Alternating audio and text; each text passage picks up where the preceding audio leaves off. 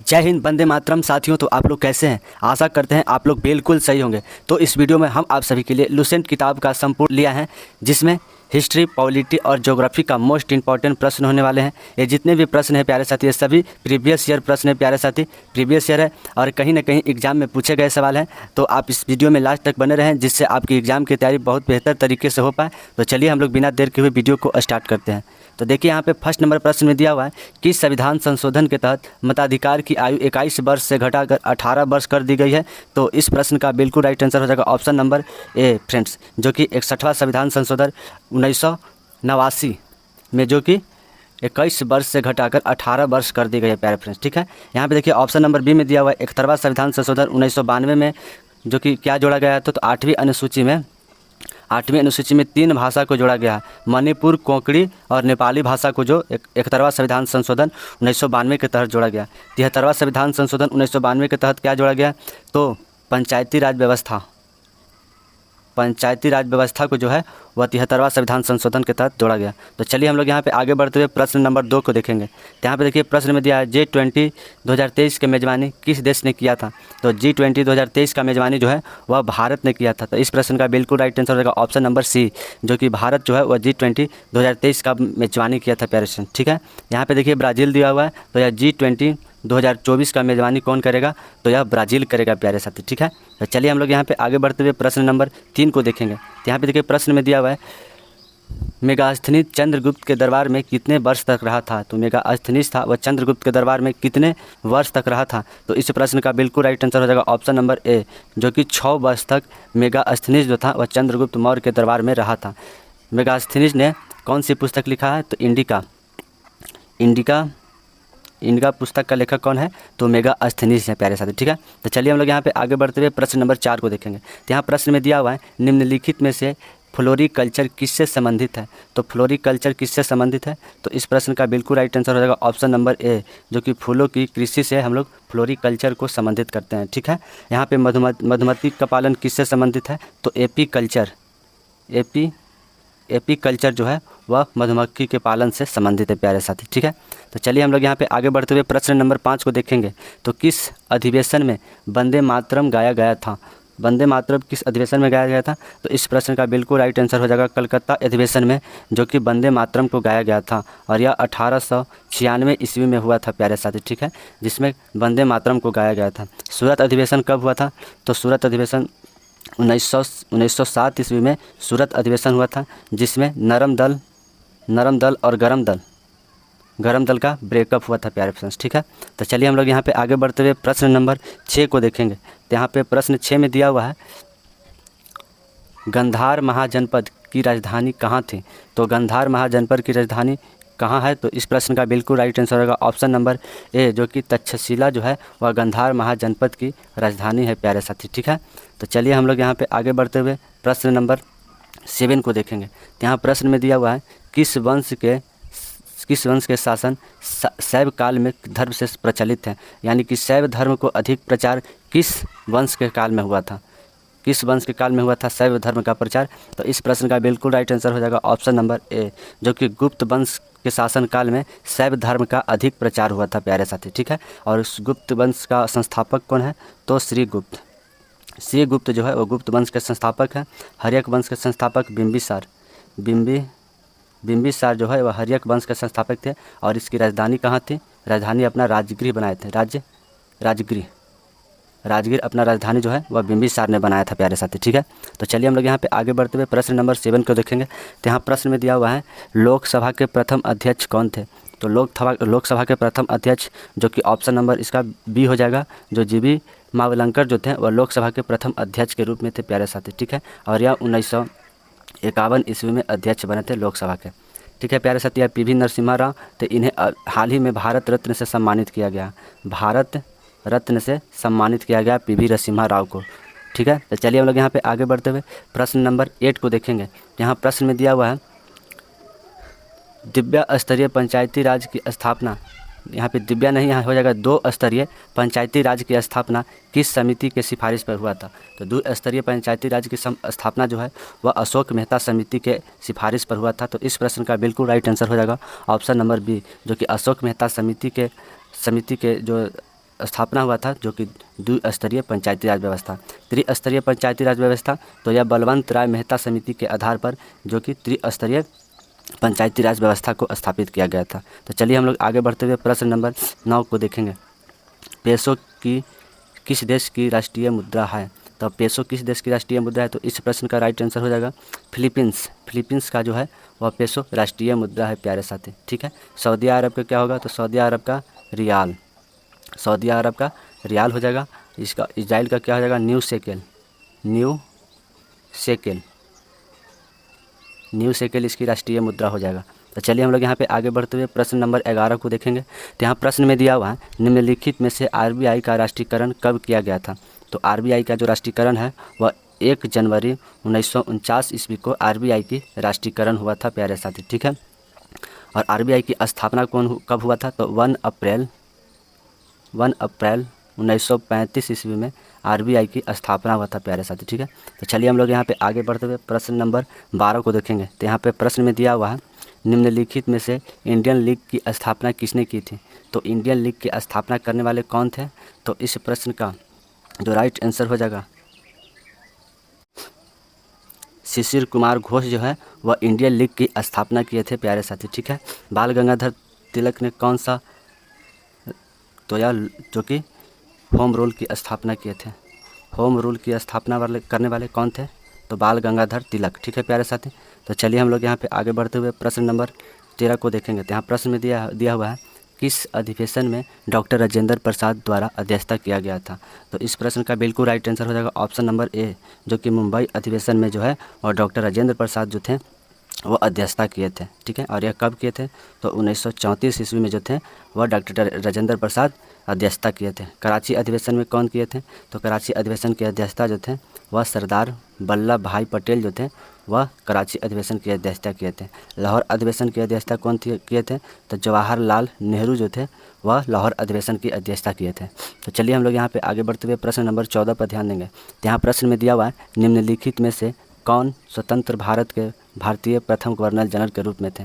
तो भारतीय governor general के रूप में कौन थे? तो इस प्रश्न का बिल्कुल राइट आंसर हो जाएगा ऑप्शन नंबर बी, राजगोपालचारी जो थे वह प्रथम भारतीय गवर्नर जनरल के रूप में थे स्वतंत्र भारत के, ठीक है प्यारे साथी। तो चलिए हम लोग यहाँ पे आगे बढ़ते हुए प्रश्न नंबर 15 को देखेंगे। तो यहाँ प्रश्न में दिया हुआ है कराची अधिवेशन की अध्यक्षता किसने की थी? तो कराची अधिवेशन की अध्यक्षता जो है वह सरदार वल्लभ भाई पटेल ने कराची अधिवेशन की अध्यक्षता किए थे और यह 1931 ईस्वी में कराची अधिवेशन हुआ था, ठीक है प्यारे साथी। तो महात्मा गांधी ने किस अधिवेशन की अध्यक्षता किए थे? तो यह बेलग्राम अधिवेशन की अध्यक्षता जो थे वह महात्मा गांधी ने किए थे और यह 1924 ईस्वी में हुआ था, ठीक है प्यारे साथियों। तो चलिए हम लोग यहाँ पे आगे बढ़ते हुए प्रश्न नंबर 16 को देखेंगे। तो यहाँ प्रश्न में दिया हुआ है जमशेदपुर शहर किस नदी के किनारे बसा हुआ है? तो जमशेदपुर शहर जो है वो किस नदी के किनारे बसा हुआ है? तो इस प्रश्न का बिल्कुल राइट आंसर हो जाएगा ऑप्शन नंबर डी, जो कि स्वर्ण रेखा नदी के ऊपर जमशेदपुर शहर बसा हुआ है प्यारे साथी, ठीक है। चंबल नदी पर कौन सा शहर है? तो कोटा शहर जो है वह चंबल नदी पर बसा हुआ है और यह कोटा राजस्थान में पड़ता है। गंगा नदी पर कौन सा है? तो कानपुर हो गया, पटना हो गया, पटना जितने भी शहर है प्यारे साथी गंगा नदी पर कानपुर हो गया, पटना हो गया, भागलपुर हो गया और भी बहुत सारे शहर जो है वह गंगा नदी पर स्थित है। तो चलिए हम लोग यहाँ पे आगे बढ़ते हुए प्रश्न नंबर 17 को देखेंगे। निम्नलिखित में से चौरा चौरी कांड किस वायसराय के समय हुआ था? तो चौरा चौरी जो कांड था वह किस वायसराय के समय हुआ है? तो इस प्रश्न का राइट आंसर हो जाएगा ऑप्शन नंबर डी, जो कि लॉर्ड रीडिंग साहब जो थे उस समय चौरा चौरी कांड जो हुआ था। तो चौरा चौरी कांड कब हुआ था? तो 1922 ईस्वी में चौरा चौरी कांड हुआ था, ठीक है। और महात्मा गांधी जब असहयोग आंदोलन चला रहे थे तो उसी समय चौरा चौरी कांड हुआ था 1922 में और महात्मा गांधी ने असहयोग आंदोलन को स्थगित कर दिया था प्यारे फ्रेंड्स, ठीक है। लॉर्ड हार्डिंग के समय क्या हुआ था? तो बंगाल विभाजन रद्द हुआ था, बंगाल विभाजन को रद्द कर दिया गया था, ठीक है। और यह रद्द कब किया गया था? तो 1911 ईस्वी में बंगाल विभाजन को रद्द किया गया था प्यारे साथी, ठीक है। तो चलिए आगे बढ़ते हुए हम लोग प्रश्न नंबर 18 को देखेंगे। तो यहाँ प्रश्न में दिया हुआ है निम्नलिखित में से शिमला सम्मेलन किस वायसराय के समय हुआ था? तो शिमला सम्मेलन जो है किस वायसराय के समय हुआ था? तो इस प्रश्न का बिल्कुल राइट आंसर हो जाएगा option number A, Lord Wavell के समय जो है वह शिमला सम्मेलन हुआ था प्यारे साथी, ठीक है। और यह शिमला सम्मेलन जो है रद्द हो गया था, ठीक है। यहाँ पे लॉर्ड इरविन दिया हुआ है, तो इसके समय गांधी इरविन समझौता हुआ था और यह 1931 ईस्वी में हुआ था, गांधी इरविन समझौता, प्यारे साथी। ठीक है, तो चलिए हम लोग यहाँ पे आगे बढ़ते हुए प्रश्न नंबर 19 को देखेंगे। तो यहाँ प्रश्न में दिया हुआ है, पहली पंचवर्षीय योजना में किस चीज़ का प्राथमिकता दिया गया। तो पहली पंचवर्षीय योजना में जो है वह कृषि क्षेत्र की प्राथमिकता दिया गया था, प्यारे साथी। तो इस प्रश्न का राइट आंसर हो जाएगा ऑप्शन नंबर ए, जो कृषि क्षेत्र है वह पहली पंचवर्षीय योजना में प्राथमिकता दिया गया था। ठीक है, तो चलिए हम लोग यहाँ पे आगे बढ़ते हुए प्रश्न नंबर 20 को देखेंगे। तो यहाँ प्रश्न में दिया हुआ है, किस अधिवेशन में राष्ट्रीय नियोजन समिति की स्थापना किया गया था। तो किस अधिवेशन में जो है राष्ट्रीय नियोजन समिति की स्थापना किया गया था। तो इस प्रश्न का बिल्कुल राइट आंसर होगा ऑप्शन नंबर ए, जो हरिपुरा अधिवेशन में जो है वह राष्ट्रीय नियोजन समिति की स्थापना किया गया था। तो हरिपुरा अधिवेशन कब हुआ था, तो यह 1938 ईस्वी में हरिपुरा अधिवेशन हुआ था और इसके अध्यक्ष सुभाष चंद्र बोस जो थे वह हरिपुरा अधिवेशन के अध्यक्षता किए थे। लखनऊ अधिवेशन कब हुआ था, तो 1916 ईस्वी में जो है वह लखनऊ अधिवेशन हुआ था, प्यारे साथी। ठीक है, तो चलिए हम लोग यहाँ पे आगे बढ़ते हुए प्रश्न नंबर 21 को देखेंगे। तो यहाँ प्रश्न में दिया हुआ है, भारतीय राष्ट्रीय कांग्रेस के प्रथम अधिवेशन में कुल कितने सदस्यों ने भाग लिया था। तो कुल कितने सदस्यों ने जो है वह भारतीय राष्ट्रीय के प्रथम अधिवेशन में भाग लिया था। तो इस प्रश्न का बिल्कुल राइट आंसर हो जाएगा ऑप्शन नंबर सी, जो 72 प्रतिनिधित्व थे वह भारतीय राष्ट्रीय कांग्रेस के में भाग लिए थे प्रथम अधिवेशन में। यहाँ जब प्रथम अधिवेशन कब हुआ था, तो 1885 ईस्वी में प्रथम अधिवेशन हुआ था और इस प्रथम अधिवेशन के अध्यक्ष कौन थे, तो डब्ल्यू.सी. बनर्जी जो थे यह प्रथम अधिवेशन की अध्यक्षता किए थे। तो चलिए हम लोग यहाँ पे आगे बढ़ते हुए प्रश्न नंबर 22 को देखेंगे। तो नरसिम्हा समिति किस कार्य क्षेत्र से आधारित है। तो नरसिम्हा समिति जो है वह किस कार्य क्षेत्र से आधारित है। तो इस प्रश्न का बिल्कुल राइट आंसर हो जाएगा, जो कि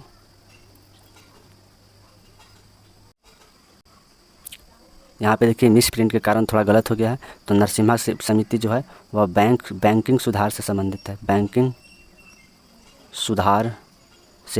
है, नरसिम्हा समिति जो है वह बैंकिंग सुधार से संबंधित है, प्यारे साथी। ठीक है, इस ऑप्शन में नहीं दिया हुआ है, हम आपके सामने लिख देते हैं बैंकिंग सुधार से संबंधित है। तो चलिए यहाँ पे हम लोग आगे बढ़ते हुए प्रश्न नंबर 23 को देखेंगे। तो यहाँ पे प्रश्न में दिया हुआ है, सिकंदर को किस रोग के कारण मृत्यु हुआ था। तो सिकंदर को जो है किस रोग के कारण मृत्यु हुआ था। तो इस प्रश्न का बिल्कुल राइट आंसर हो जाएगा ऑप्शन नंबर डी, जो कि टाइफाइड बुखार के कारण सिकंदर की मृत्यु हो गई थी और यह 323 ईसा पूर्व में सिकंदर का मृत्यु हो गया था, प्यारे फ्रेंड्स। ठीक है, तो चलिए हम लोग यहाँ पे आगे बढ़ते हुए प्रश्न नंबर 24 पर ध्यान देंगे। तो यहाँ प्रश्न में दिया हुआ है, तृतीय बौद्ध संगीति किस राजा के समय हुआ था। तो तृतीय बौद्ध संगीति जो है वह किस राजा के समय हुआ था। तो इस प्रश्न का राइट आंसर हो जाएगा यहाँ पे अशोक हो जाएगा, काला अशोक लिखा गया, अशोक के जो समय है वह तृतीय बौद्ध संगीति को आयोजित किया गया था, प्यारे फ्रेंड्स। ठीक है, यहाँ पे देखिए काला अशोक, तो इसके समय द्वितीय बौद्ध संगीति हुआ था। अजातशत्रु तो इसके समय प्रथम बौद्ध संगीति हुआ था और यह राजगीर में हुआ था, राजगीर में प्रथम बौद्ध संगीति हुआ था। ठीक है प्यारे साथी, तो चलिए हम लोग यहाँ पे आगे बढ़ते हुए प्रश्न नंबर 25 को देखेंगे। तो यहाँ प्रश्न में दिया हुआ है, आसियान का नवीनतम मेंबर कौन है। तो आसियान का नवीनतम मेंबर कौन है, प्यारे साथी। तो इस प्रश्न का बिल्कुल राइट आंसर हो जाएगा ऑप्शन नंबर ए, जो कंबोडिया जो है हाल फिलहाल में आसियान का मेंबर बना है। ठीक है, तो स्वीडन जो है वह हाल फिलहाल में नाटो का नवीनतम मेंबर बना है, प्यारे साथी। ठीक है, स्वीडन। तो आप लोग इसे ज़रूर ध्यान दीजिएगा। चलिए हम लोग यहाँ पे आगे बढ़ते हुए प्रश्न नंबर 26 को देखेंगे। तो यहाँ पे प्रश्न में दिया हुआ है, बेटी बचाओ बेटी पढ़ाओ का योजना किस वर्ष लागू किया गया था। तो बेटी बचाओ बेटी पढ़ाओ की योजना जो है वह 1915 में लागू किया गया था। ठीक है प्यारे साथियों, तो चलिए हम लोग यहाँ पे आगे बढ़ते हैं प्रश्न नंबर 27 को देखेंगे। तो यहाँ प्रश्न में दिया हुआ है, छठी पंचवर्षीय योजना किस वर्ष हुआ था। तो छठी पंचवर्षीय योजना जो है वह किस वर्ष हुआ था। इस प्रश्न का बिल्कुल राइट आंसर होगा ऑप्शन नंबर ए, जो कि 1985 से 1990 के बीच जो है वह छठी पंचवर्षीय योजना हुआ था। यहाँ पे देखिए सी में दिया हुआ है 1912 से 17 के बीच में, तो यह 12वीं पंचवर्षीय योजना हुआ था। 12वीं पंचवर्षीय योजना के रूप में जो कि 2012 से 2017 के बीच में 12वीं पंचवर्षीय योजना हुआ था, प्यारे साथी। ठीक है, तो चलिए हम लोग यहाँ पे आगे बढ़ते हुए प्रश्न नंबर 28 को देखेंगे। तो यहाँ पे देखिए प्रश्न में दिया हुआ है, स्वस्थ भारत अभियान निम्नलिखित में से कब लागू किया गया था। तो स्वस्थ भारत अभियान जो है वह कब लागू किया गया था। तो यह इस प्रश्न का बिल्कुल राइट आंसर हो जाएगा ऑप्शन नंबर ए।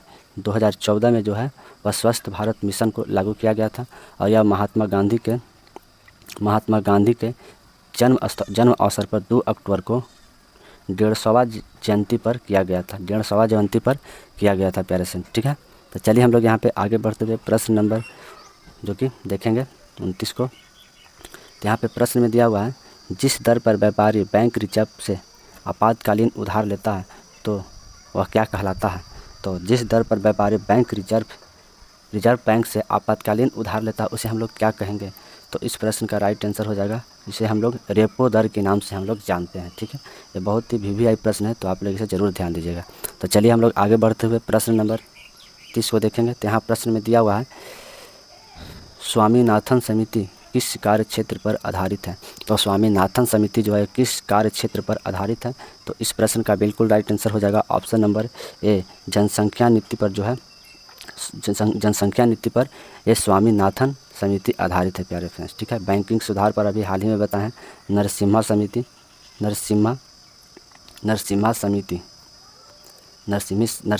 जो है और बैंकिंग सुधार पर आधारित है।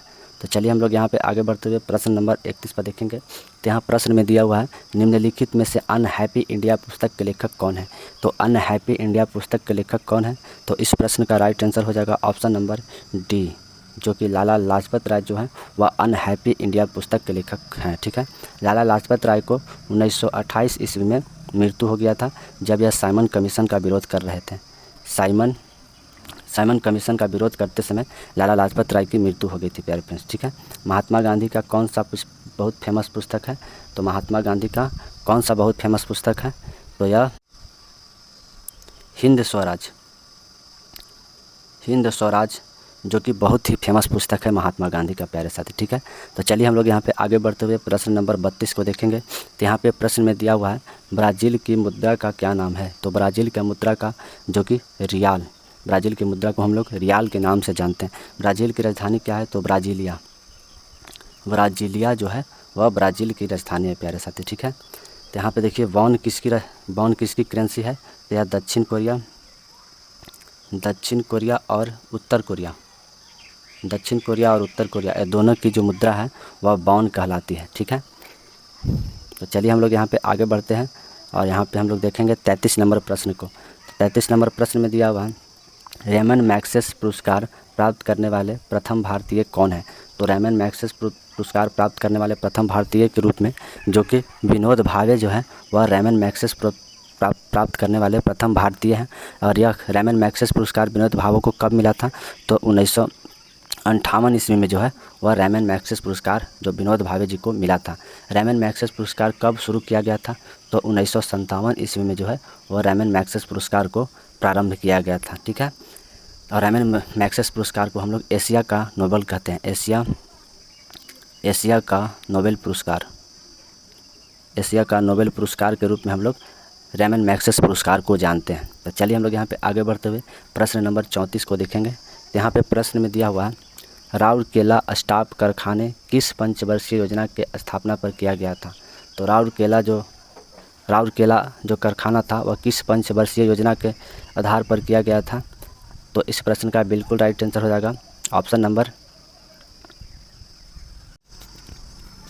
तो यह द्वितीय पंचवर्षीय योजना के तहत जो है वह राउरकेला इस्पात कारखाने को स्थापित किया गया था प्यारे साथी, ठीक है। और द्वितीय पंचवर्षीय योजना जो कि 1959 ईस्वी में इसे स्थापित किया गया था प्यारे साथी, ठीक है। तो चलिए हम लोग यहाँ पे आगे बढ़ते हुए प्रश्न नंबर 35 पर ध्यान देंगे। तो यहाँ प्रश्न में दिया हुआ है, भारतीय लघु उद्योग विकास बैंक का मुख्यालय कहाँ है। तो भारतीय लघु उद्योग विकास बैंक का मुख्यालय किस शहर में है।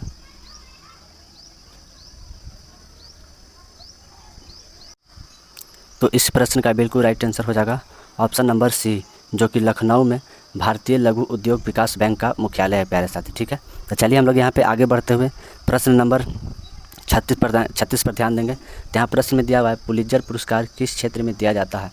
तो पुलित्जर पुरस्कार जो है वह पत्रातिका के क्षेत्र में दिया जाता है प्यारे साथी, ठीक है। तो चलिए हम लोग यहाँ पे आगे बढ़ते हुए प्रश्न नंबर 37 पर ध्यान देंगे। तो यहाँ पे प्रश्न में दिया हुआ है नारी शक्ति बंधन अधिनियम बिल किस संविधान संशोधन के तहत पारित किया गया।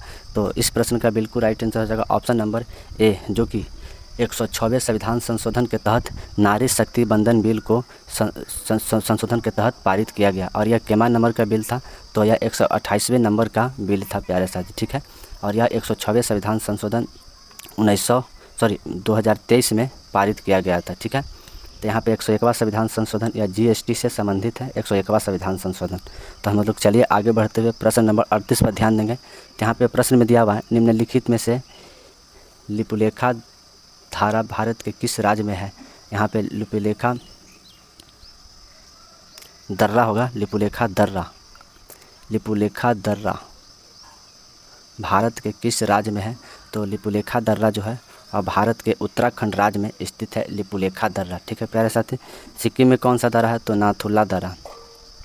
नाथुला दर्रा जो है वह सिक्किम में स्थित है। तो हम लोग चलिए आगे बढ़ते हुए प्रश्न नंबर 39 को देखेंगे। यहाँ पे प्रश्न में दिया हुआ है सिंधु घाटी का उद्गम स्थान कहाँ से है। तो सिंधु घाटी का उद्गम स्थान जो है वह इस प्रश्न का बिल्कुल राइट आंसर होगा ऑप्शन नंबर बी, जो मानसरोवर झील है वहाँ से सिंधु नदी जो है वह उद्गम स्थल है, ठीक है। गौमुख से क्या निकला है, तो गंगा नदी जो है वह गौमुख के निकट गंगोत्री से निकला है प्यारे साथी, ठीक है। अमरकंटक की पहाड़ी से कौन सा नदी निकला है, तो सोन नदी जो है वह अमरकंटक की पहाड़ियों से निकला है। तो चलिए हम लोग यहाँ पे आगे बढ़ते हुए लास्ट प्रश्न को देखेंगे। यहाँ पे प्रश्न में दिया है जम्मू कश्मीर में कौन सा झील है। तो जम्मू कश्मीर जो है ऑप्शन नंबर ए हो जाएगा, जो कि बुल्लर झील जो है वह जम्मू कश्मीर में स्थित है। और यह भारत का सबसे मीठा पानी का झील जो कि जम्मू कश्मीर में है भारत का, ठीक है। लोनार झील कहाँ है, तो लोनार झील मुंबई में है। मुंबई में जो है वह लोनार झील है प्यारे साथी, ठीक है। चिल्का झील कहाँ है, तो उड़ीसा में चिल्का झील है, ठीक है। लोकतक झील किस राज्य में है, तो मणिपुर में जो है वह लोकतक झील है प्यारे साथी, ठीक है। तो आप लोगों को यह सेशन कैसा लगा, अगर अच्छा लगा तो आप लाइक और शेयर करना बिल्कुल मत भूलें। अगर आप लोग चैनल पर नए हैं तो आप चैनल को ज़रूर से ज़रूर सब्सक्राइब कर लें, जिससे आपको अगर हम वीडियो डालें तो आपको नोटिफिकेशन सर्वप्रथम प्राप्त हो प्यारे साथी, ठीक है। तो जय हिंद, खुश रहिए।